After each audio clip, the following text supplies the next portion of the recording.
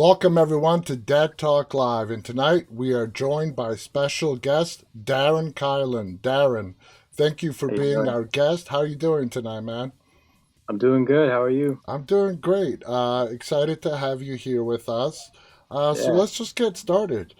You cool. you have a lot of credits beyond in front of the camera. You have done a lot of writing, directing, and producing, particularly in short films. So, Yeah. how did your career get started and the love for doing shorts? Yeah, I started really young when I was about 10 years old, and from there the love just kicked off. But it wasn't until I had my manager because things got really, really slow. So I asked him, I was like, "Hey, uh, what do I do?" And he's like, "Just create your own content, do your stuff." And I'm like, "Okay, I can do that." So that was around 2018. Okay. I got this weird idea for a little short called Roommate Nightmare with a buddy of mine. And simple idea, just you're living with a roommate and he's crazy.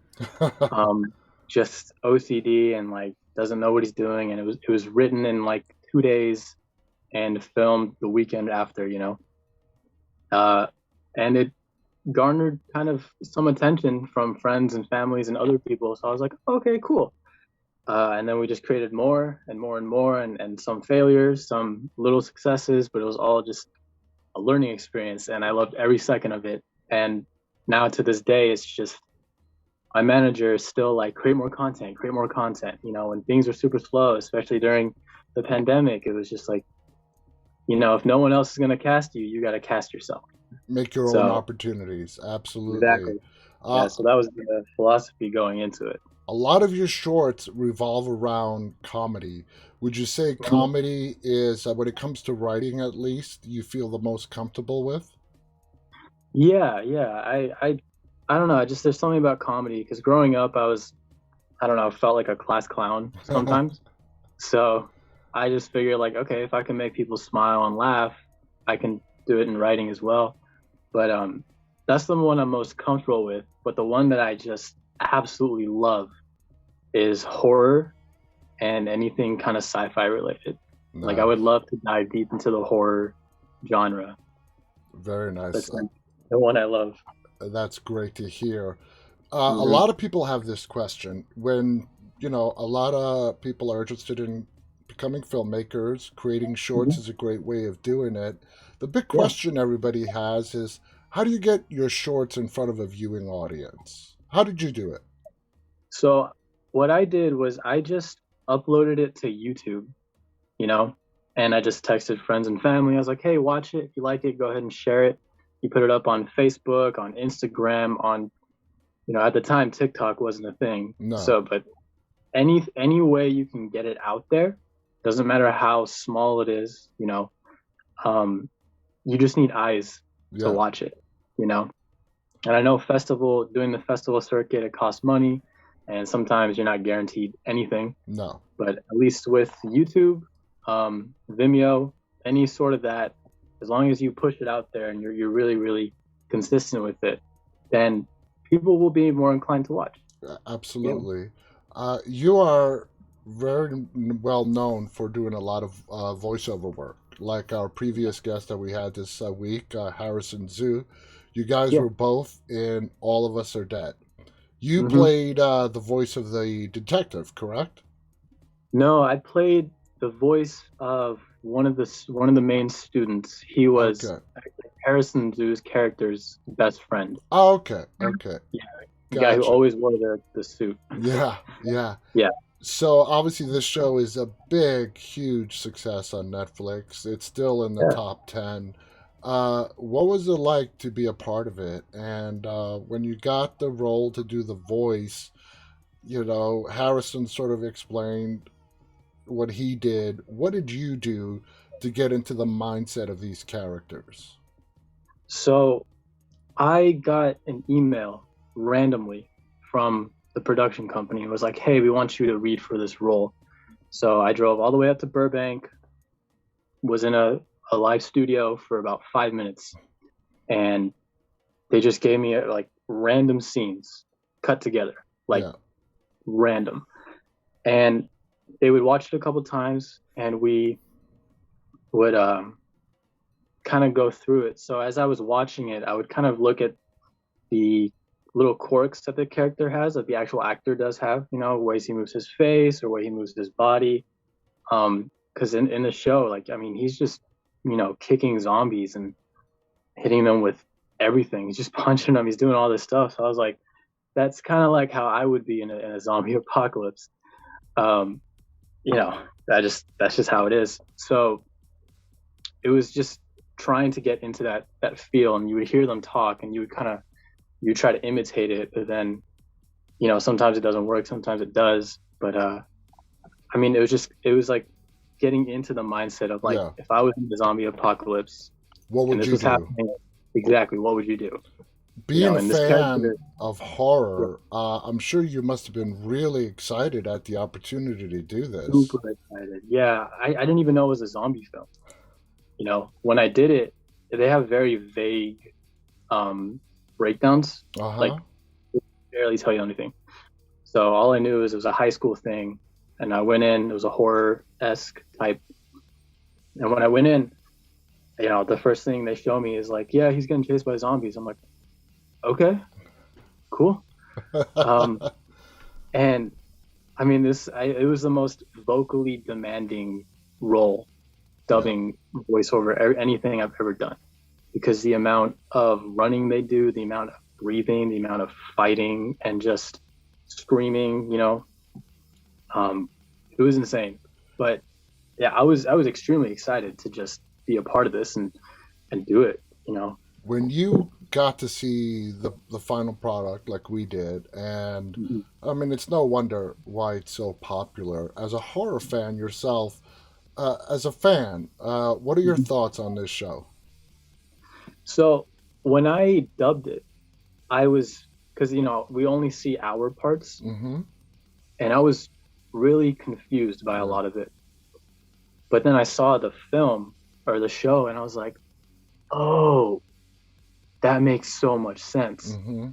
And I admire the storytelling. I admire the the the area that it just revolved around. It didn't go anywhere too crazy. Mm-mm. Like eventually it goes somewhere else. But I mean, I was very pleased with it, and I never expected it to, be in the top 10 or any of that stuff. Because when you're doing these dubbing things, you never expect anything. Yeah. You go to the studio, you do your voice, and you just go home. Do you But feel that part of the success of All of Us Are Dead is because they really kind of kept it simple? Bunch of high schoolers trapped in a school. They have mm-hmm. this viral outbreak, and it's not like other series. They know they're zombies. They call them zombies. They even reference Train to Busan, which is a great film, and I like Mm-hmm. that the fact that they do that.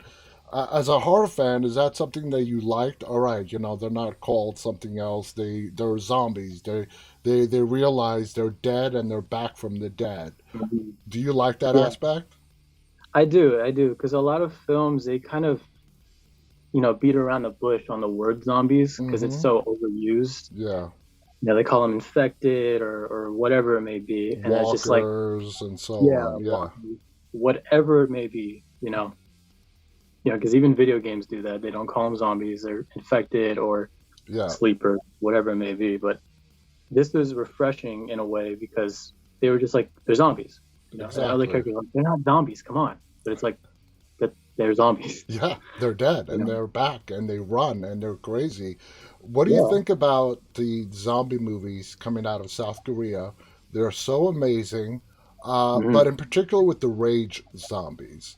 The Right. Americans, I mean, there have been some great films outside of Korea that incorporated both rage and what I like to call the snail zombies, the creepy crawler type slow paced zombies. The rage zombies, they're just like unstoppable. There's like no defense against them. So, as a Hmm. horror fan yourself, first off, which one do you find more entertaining, the slow or the rage infected zombies? I like the I like the rage infected. Um, the thing that all of us are dead they made kind of unique was that it just seemed like they were still human Yeah, and could still do those things, but you knew they weren't. no. Do you, Because like half their face is gone or they survive these crazy things.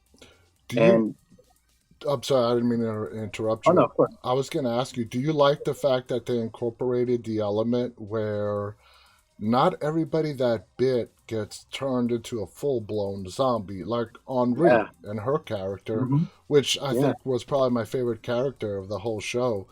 hmm She was very fascinating, very multifaceted, very interesting character. She got bit, but they don't turn, as did the antagonist, the bully of the school as well.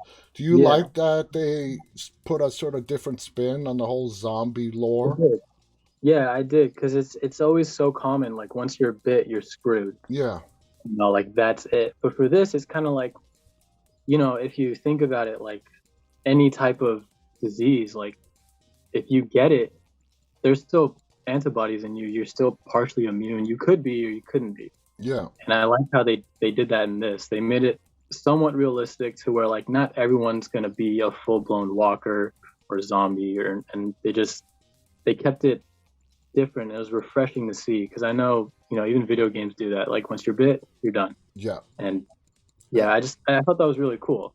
And what I also liked is doing a comparison to sort of superhero movies. If somebody all of a sudden, like Spider Man, he got bit by a spider, he became Spider Man.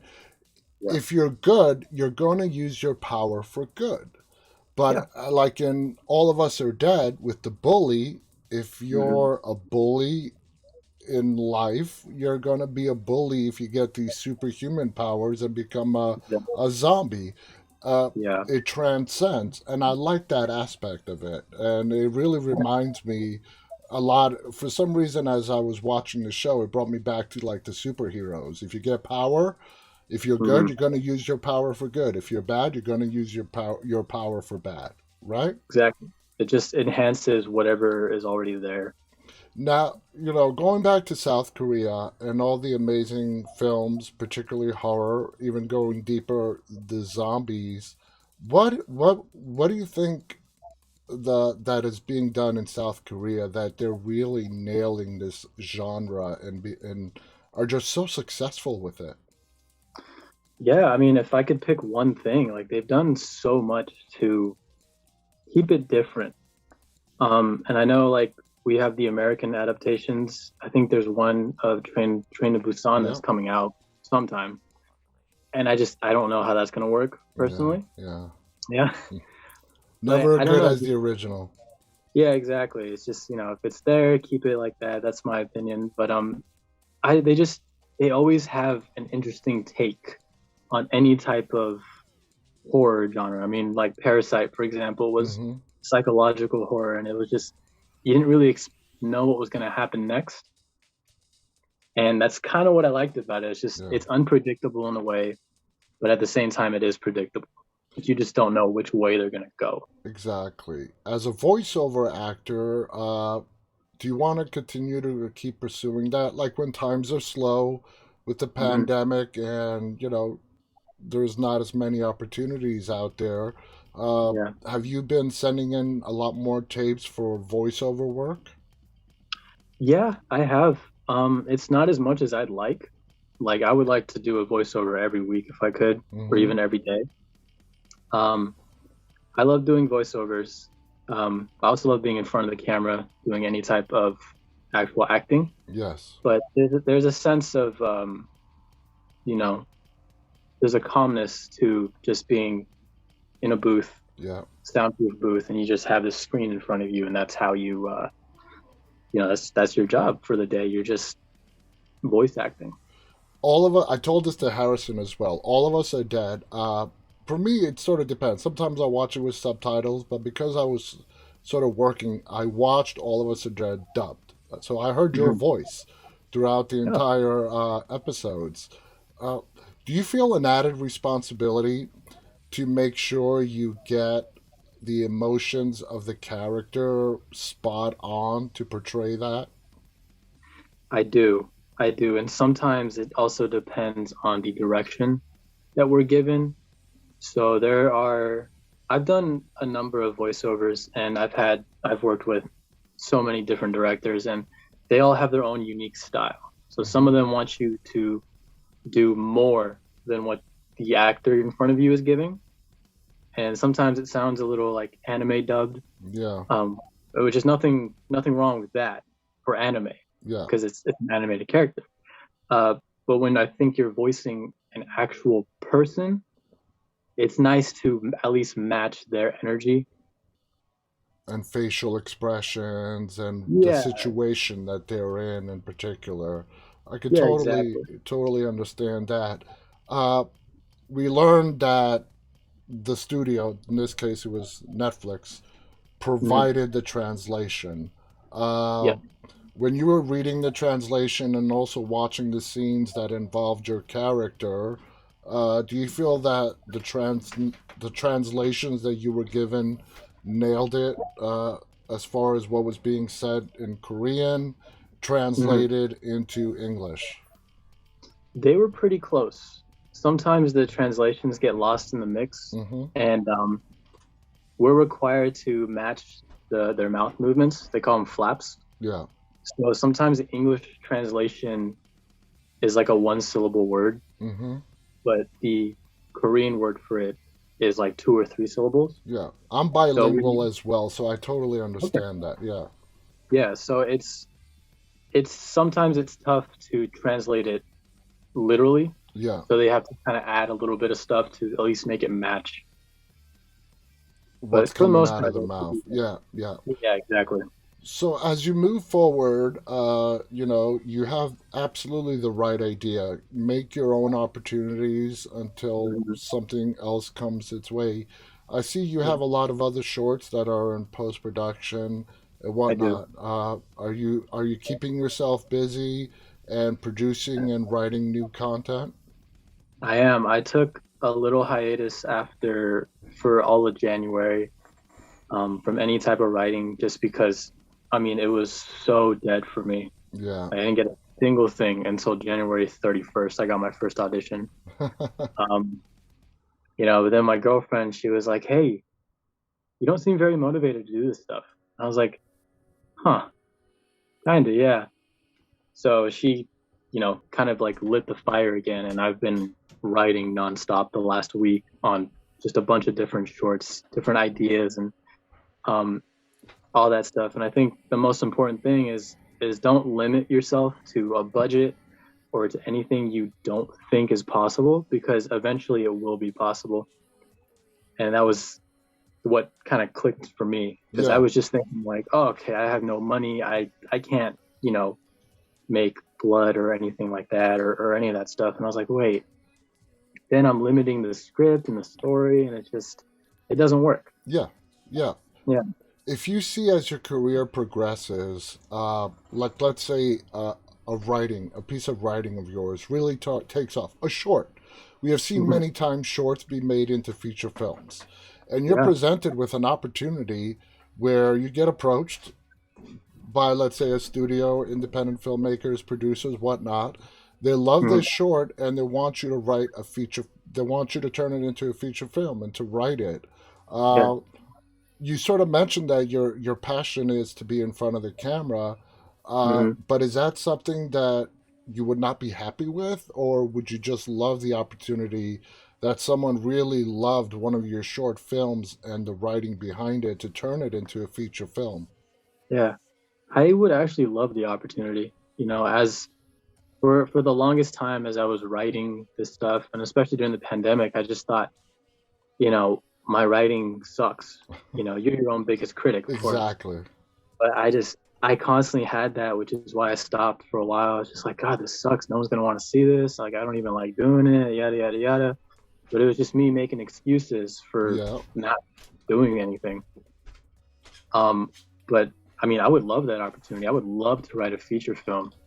I have so many like different ideas that I would love to incorporate in something, and like working with a team, producers and other writers and all that, would be fantastic. Like, I would love that. Yeah. Yeah. 'Cause it would be a different skill set that I could learn uh, get constructive criticism for, and then take it into any future projects that I do. That's a great attitude. That's a great attitude to have. I saw one of your posts today in the release of Dog, which Yes. stars Channing Tatum, and you had a very Mhm. interesting quote. Let's see if my scene got cut, or something to Yeah. that matter. Did your scene get cut? Did you watch it? I I didn't watch it yet. It just came out today, Uh but you know, I was so nervous for this that I didn't have any time to go to the theater because I actually forgot. huh. But then I saw on IMDb, I was like, oh, there's a news article out, and I kept getting notifications for it, and I was like, oh, okay, well, I guess it's out. Well, So I don't know, well, but I'm gonna watch it. I hope your scene did not get cut. Now you're I also hope, in a very big film that's coming out this summer with Sandra Bullock and Brad Pitt. It's a small yeah. role, but the movie is called Bullet Train. Hmm. What was that experience like? Honestly, that was probably the best experience I've had on a set so far. Um, it Big just came budget? out. Yeah, yeah, it was insane. I mean, we can go on for hours talking about how the set looked and everything. Yeah. Um, but yeah, I mean, they started production right after and like whatever happened with the pandemic. They got the okay to bring this many people onto the set. Mm-hmm. So it was a little rough the first couple of days. Um, I filmed off and on for about 2 or 3 months, and I mean, it was just absolutely insane. Seeing some of these stars up close and like being able to work in the same room with them, and it was cool. The two Like it was main really, really cool. stars are Brad Pitt and Sandra Bullock. Did you actually get to see them and so on? I got to see Brad Pitt. Nice. Yeah, I got to see him. I remember like it was, I think the first day on set, his double walked in, Mm-hmm. and I was like, is that Brad Pitt? I don't even know. But I was like, no, he's standing up too straight. I don't think Brad Pitt walks like that. It was like there's a bunch Yeah. of different things. You start doubting yourself. And then you hear him talk, and it's like, that does not sound like him. That guy has like a commanding voice. Yeah. Um, and then Brad Pitt actually came on, and he's got this very like soft voice doing the scene, and I was like, okay, that's him. That's definitely Brad Pitt. What are your Yeah, feelings walking onto a big budget set? Was it what you thought it would be? Did it it completely was. blow you away? Yeah, it did. It was at Sony Studios, and I just remember walking onto the actual set and just being blown away by one, the budget was insane, and two, that they actually, it's on a train, of course, Mm-hmm. bullet train. They actually built train cars. Wow. We had about three of them, and I was, you walk through this and you're just amazed every step of the way, and they got this, so many like wires running everywhere, and it's absolutely insane. As a Like, filmmaker yourself, and of mhm, course, in 98% of all filmmakers work on micro budgets, yeah, and doing the best that they can. And here you are, you got a part on this multi-million dollar film. I mhm. mean, would you say it's like completely two different worlds, but the end objective is you guys are creating. Yeah, It's art. You're making yeah. motion pictures. But do you think there's a great big divide that just separates the two worlds completely? So I actually I don't think so, because I Okay. think in the end everyone is there to do one job, and that's to create. Yeah. Um, I don't think this they're not worlds apart. The only thing different is the budget. The money. you Yeah. know. But in the end, like it's all the same. Like people are there to make magic happen. Like it's insane too because doing student films when I was younger, you'd meet these people that just had a very negative outlook on it, and they're like, "Oh, I wish I had this. I wish I had that. I wish I had this." And it's like, okay, well, you can keep complaining, or you can just Yes. Stop bitching work and, with and do something about it. exactly just work with what you got. Yeah. That's it. And like these people on the set, they've got everything. but at the Hmm. same time, they're like completely erratic and scattered because every they got to find actors and they got to do this and like, oh, someone's gone, like, oh, we don't know, but they're all super respectful. They're really nice, and they get the work done, Yeah. which I think is the most important thing. And they know how to, they just treat everyone with respect. So there's not this huge divide at all. It's more the people and the mindset that goes into it, Yeah. which will make or break a set. I totally agree. I Yeah. completely agree. You have a reputation as a martial arts artist. Tell us a little bit about that. Yeah, so I started off in Taekwondo when I was about 13 years old, and from there Taekwondo turned into karate, then turned into every other martial art imaginable, and studying bits and pieces of that. And my manager caught wind of it. He's like, "Hey, do That's an something with the asset. martial." Yeah, Yeah. yeah. And as a kid, like you don't really think that is because I was just like a little Asian boy Mm-hmm. going into this whole Hollywood business. Like you don't know what to expect. Yeah. It's like how many other dudes that look like me also know martial arts? Mm-hmm. So many.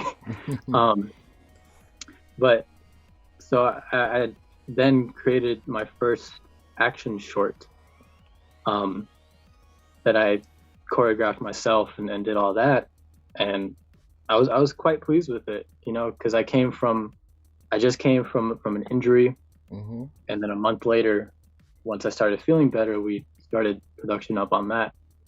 But yeah, I mean, my martial arts journey has been just straight commitment, getting hurt, not giving up, and just you got to get back on the horse. You can't just lay down and die pretty much. Like you just can't do that. Yeah, and I mean, it is even in Hollywood, particularly Hollywood, it's an asset. You never know what Hmm. opportunities that is going to open up for you, and Yeah, everything is an asset. And I think you've got a great attitude, Darren, and I love the fact that you just don't sit around. You make opportunities for yourself. I want to thank you of so much for just coming on here and course. sharing your stories. Looking forward to Bullet Train that's coming out in the summer. I'm gonna watch Yes. Dog. I'm gonna look for your scene. I'm gonna make sure Yeah. they didn't cut it. Any final thoughts you want to share before we go?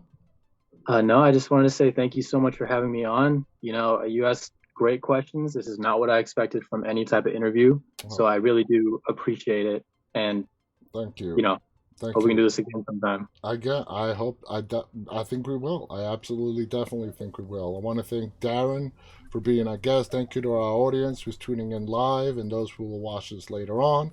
On behalf of Darren and myself, guys, stay safe, have a great weekend, and stay walking. Good night. All right.